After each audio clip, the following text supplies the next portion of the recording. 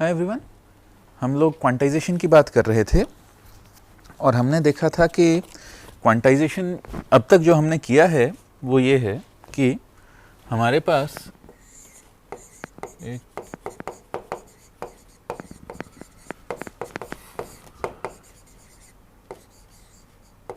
Time news valued signal था, उसे हमने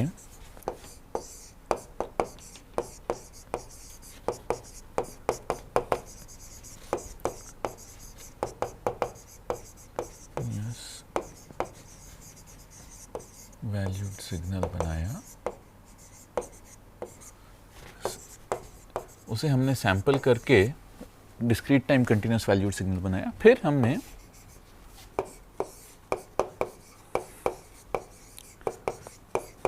टाइम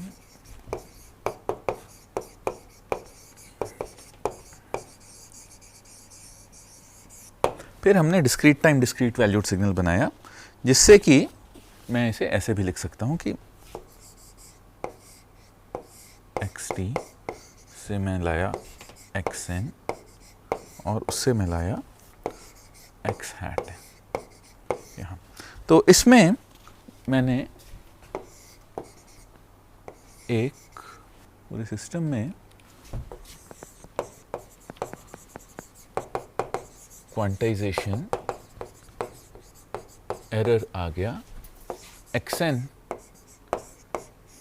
रियल वैल्यूड था, x hat n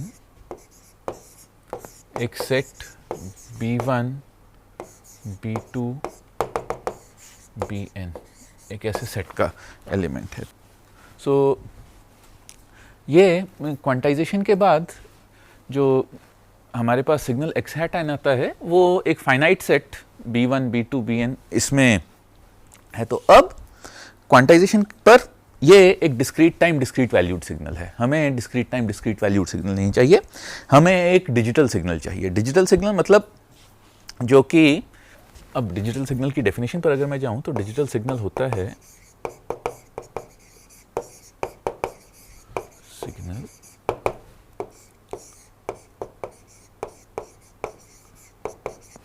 discrete time binary valued. Digital signal होता है डिस्क्रीट टाइम बाइनरी वैल्यूड, मतलब वो टाइम में डिस्क्रीट हो और केवल दो वैल्यूज ले सके, 0 और 1। तो हमें एक ऐसा सिग्नल चाहिए जो डिस्क्रीट टाइम बाइनरी वैल्यूड हो या जो केवल दो वैल्यूज ले सके, 0 और 1। तो ऐसा सिग्नल बनाने के लिए हम क्या कर सकते हैं? सबसे आसान तरीका है एक डिजिटल सिग्नल बनाने के लिए कि हम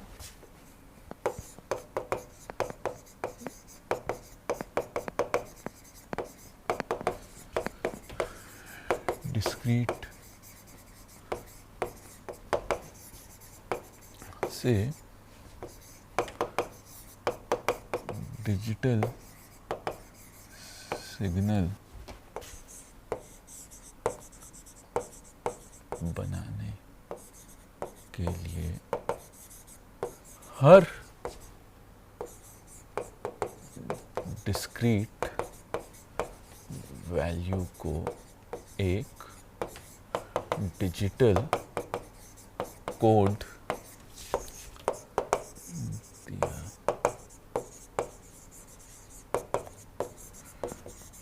discrete time discrete value signal से डिजिटल सिग्नल बनाने के लिए हर डिस्क्रीट वैल्यू को एक डिजिटल कोड दिया जा सकता है। जैसे कि अगर मुझे पता है कि x hat n लेगा, इस सेट में होगा b1 से bl। अगर x hat n b1 से bl के बीच होगा तो इसे b1 b2 bl सबको एक कोड दिया जा सकता है और एक्सेल x hat n, माफ कीजिएगा, जब भी और x हैट n जब भी कोई वैल्यू ले उस वैल्यू को उस कोड से दिखाया जाए। तो मुझे केवल इतना करना है,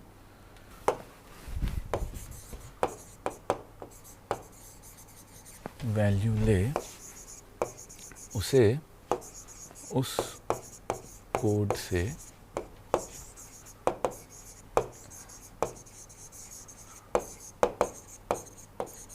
जैसे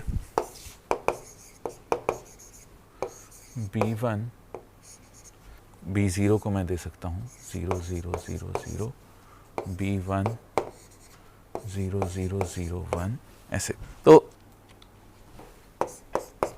इन जनरल अगर मेरे पास L क्वांटाइजेशन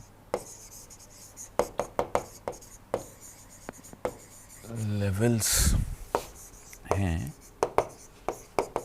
तब मैं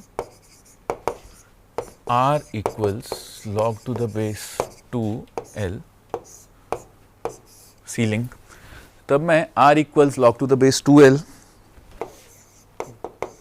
बिट्स यूज करके या R equals log to the base 2L bits का प्रयोग करके किसी भी सिंबल को क्वांटाइज कर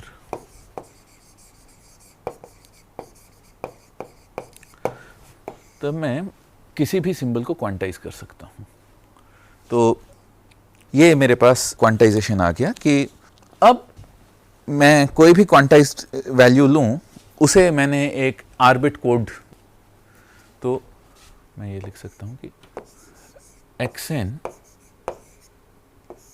in,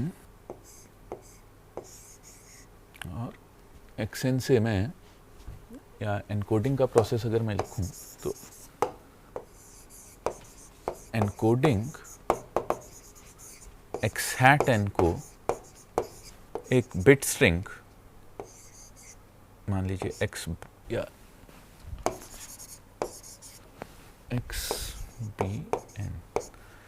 xbn में बदलना है, जहां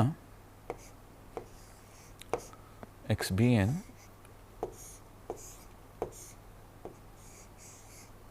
b to the power r bit string, जहां xbn b to the power r bit string है, या b to the power r b binary set है,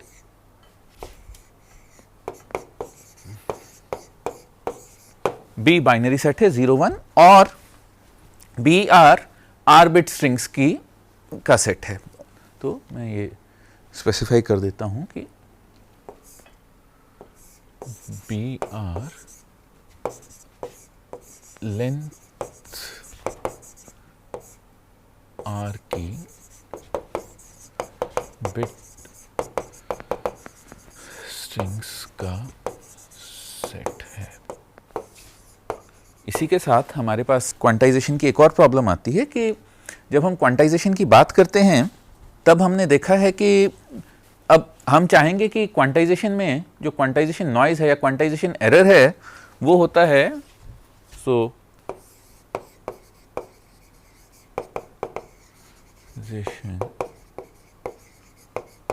एरर पावर होता है डेल्टा स्क्वायर बाई 12, जहां डेल्टा है मैक्स माइनस मिन by L. हम ये चाहेंगे कि क्वांटाइजेशन एरर पावर कम से कम हो, तो मतलब कि हम चाहेंगे कि डेल्टा छोटे से छोटा हो, क्योंकक्योंकि हम एरर पावर को कम से कम करना चाहते हैं, तो डेल्टा नेचुरली सब छोटे से छोटा होना चाहिए। डेल्टा छोटे से छोटा होने का मतलब है कि एल ज्यादा से ज्यादा हो, हम चाहेंगे कि एल ज्यादा से ज्यादा हो। या अब हमारे पास क्या कंस्ट्रेंट है, हमारे पास एक क्वांटाइजर डिजाइन करते हुए हमारे पास नंबर ऑफ बिट्स का कंस्ट्रेंट रहता है। जब हम कोई क्वांटाइजर डिजाइन करेंगे तो हमें कहा जाएगा कि आउटपुट आर बिट्स में आना चाहिए, तो जब हमें कहा जाएगा कि आउटपुट ज़्यादा से ज़्यादा आर बिट्स का होना चाहिए, तो हम यही चाहेंगे कि हम पूरे आर बिट्स यूज़ कर सकें। अब हम पूरे आर बिट्स यूज़ करना चाहते हैं, मतलब उन आर बिट्स में भी हमें सबसे ज़्यादा क्वांटाइजेशन लेवल्स चाहिए। तो अगर हमें एक सैंपल को आर बिट्स में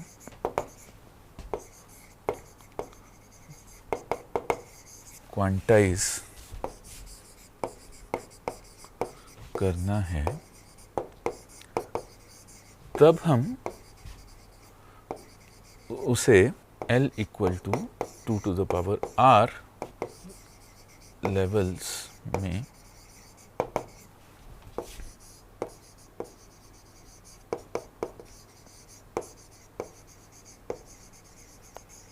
अगर हम एक सैंपल को आर बिट्स में क्वांटाइज करना है, तब हम उसे L equals 2 to the power R bits में क्वांटाइज करेंगे। तो क्योंकि हम ये ऐसा इसलिए करेंगे क्योंकि हमें नंबर ऑफ क्वांटाइजेशन इंटरवल्स ज़्यादा से ज़्यादा चाहिए, या क्वांटाइजेशन इंटरवल डेल्टा वो छोटे से छोटा चाहिए। तो डेल्टा को छोटा से छोटा रखने के लिए L को सबसे ज़्यादा होना पड़ेगा, और L सबसे ज़्यादा आर बिट्स, अगर हमें आर बिट्स दिए गए हैं कि हमने इस सिग्नल को आर बिट्स में क्वांटाइज करना है, तो L equal 2 to the power R levels में क्वांटाइज करेंगे। तो जनरली आप देखेंगे क्वांटाइजर हमेशा, जो क्वांटाइजर के नंबर ऑफ लेवल्स हैं वो हमेशा 2 की पावर्स में रहेंगे। तो अब तो मतलब ये कि डेल्टा हुआ V max minus V min by 2R 2 to the power R, या डेल्टा स्क्वायर बाई 12 हुआ V max minus V min by whole square divided by 2 to the power 2R into 12। ये अब अगर मेरे पास एक सिग्नल है, मेरे पास कोई भी सिग्नल है, तो मुझे, क्योंकि क्वांटाइजेशन एक तरह का एरर है, क्वांटाइजेशन एक तरह की नॉइज है, तो मैं बोर्ड पर केवल इतना ही लिखा रहने देता हूँ, उससे हमारे समझना आसान हो जाए। क्वांटाइजेशन एरर एक तरह की नॉइज है। मैं ये लिख देता हूँ कि क्वांटाइजेशन एरर एक तरह की नॉइज है। अब क्योंकि क्वांटाइजेशन एरर एक तरह की नॉइज है, तो मैं अगर किसी सिग्नल की बात कर रहा हूँ तो मुझे, और उसमें एक नॉइज ऐड कर रहा हूँ, तो क्वांटाइजेशन प्रोसेस एक तरह से सिग्नल में नॉइज ऐड कर रहा है। क्वांटाइजेशन प्रोसेस तरह से सिग्नल में नॉइज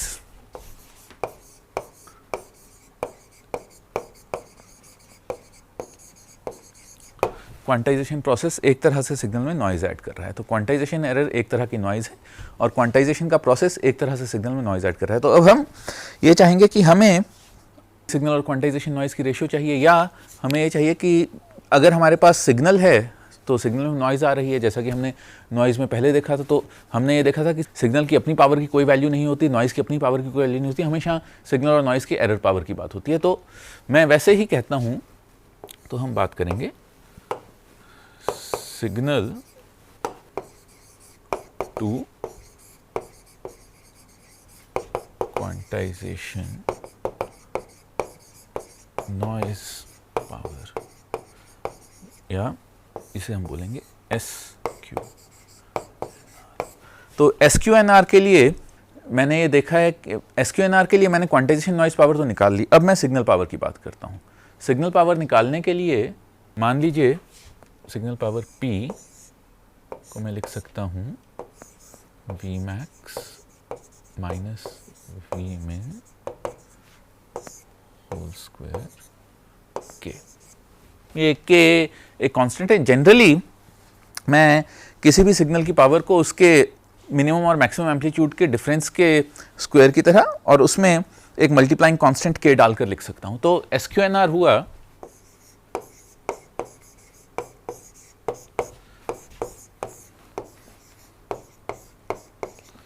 ये हुआ V max minus V min square के divided by V max minus V मिन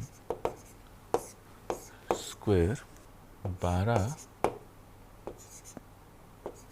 ये signal to quantization noise ratio ये हुई, ये हुआ, ये कट गया, तो ये 12 के 2 की पावर 2 बार, ये signal to quantization noise ratio हुई ये।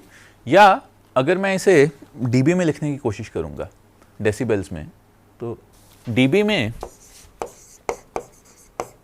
सिग्नल टू क्वांटाइजेशन नॉइज हुई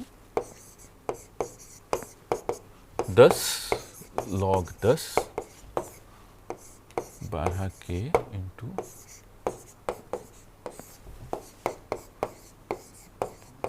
10 12 के plus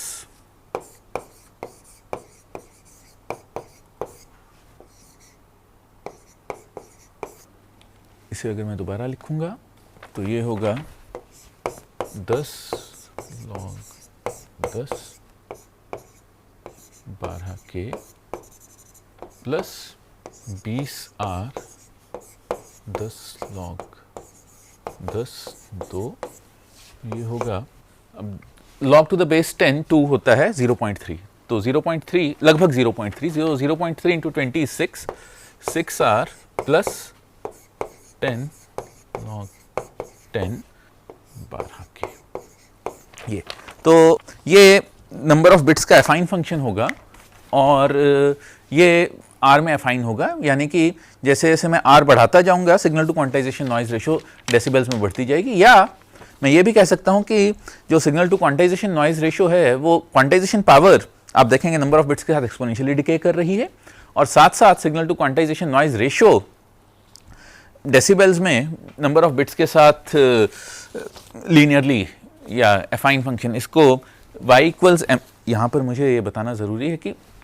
y equals m x plus c को x का एफाइन फंक्शन कहते हैं। y equal m x plus c को x का एफाइन फंक्शन कहते हैं। अगर c 0 हो जाए तो y x का लीनियर फंक्शन है, नहीं तो y x का एफाइन फंक्शन है। तो ये signal to quantization noise ratio dB में नंबर ऑफ बिट्स का एफाइन फंक्शन है। और हम ये देख सकते हैं कि नंबर ऑफ बिट्स बढ़ने के साथ, नंबर ऑफ क्वांटाइजेशन बिट्स बढ़ने के साथ साथ जो signal to quantization noise ratio है वो actual signal to quantization noise ratio exponentially decay करती है। अब हमने इसकी बात कर ली, तो अब एक आसान सी एक्सटेंशन, मान लीजिए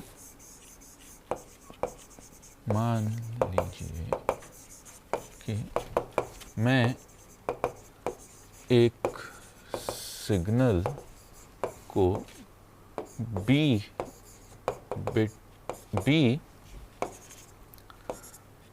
हर्ट्ज पर सैंपल करता हूँ और हर सैंपल को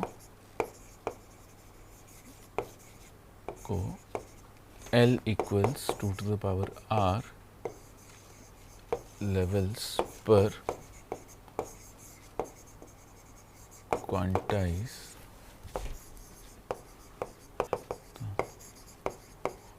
तो हर सैंपल पर मैं R बिट्स रहा हूँ और हर सेकंड B सैंपल बना रहा हूँ और हर सेकंड B सैंपल्स बना रहा हूँ, तो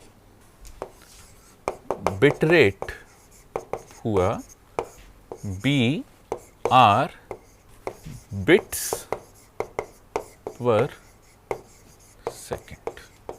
तो मेरा बिट रेट हुआ BR बिट्स पर सेकेंड। जैसे कि स्पीच को या ऑडियो को, जो सीडी क्वालिटी ऑडियो है, अब तो सीडीज़ कोई सुनता नहीं है, पर जब सीडीज़ प्रयोग होती थी तो जो सीडी क्वालिटी ऑडियो था उसे सैंपल किया जाता था 44 किलोहर्ट्ज़ पर, 44.1 किलोहर्ट्ज़, तो लगभग 44 किलोहर्ट्ज़, तो उसे सैंपल किया जाता था 44 किलोहर्ट्ज़ पर, और उसके लिए हर सैंपल को 16 बिट क्वांटाइज किया जाता था। तो हर सैंपल 16 बिट क्वांटाइज्ड है और सैम्पलिंग 44.1 किलोहर्ट्ज़ है, तो जो आपका बिट रेट है वो 44.1 इंटू 16 किलो बिट्स पर सेकेंड आता था। ऐसे ही टेलीफोन में, वॉइस टेलीफोन में जो सैम्पलिंग होती है वो 8 किलोहर्ट्ज़ पर होती थी। फिक्स्ड लाइन टेलीफोन में सैम्पलिंग 8 किलोहर्ट्ज़ पर होती थी और क्वांटाइजेशन 7 या 8 बिट्स पर सैंपल होते थे। तो वो जो फाइनल रेट आता था वो 56 से 64 बिट्स पर सेकेंड आता था। तो अब इसके साथ ही सैम्पलिंग, क्वांटाइजेशन और एनकोडिंग का हमारा ये पहला हिस्सा खत्म हुआ। अगले लेक्चर में हम बात करेंगे पल्स कोड मॉड्यूलेशन की। Thank you.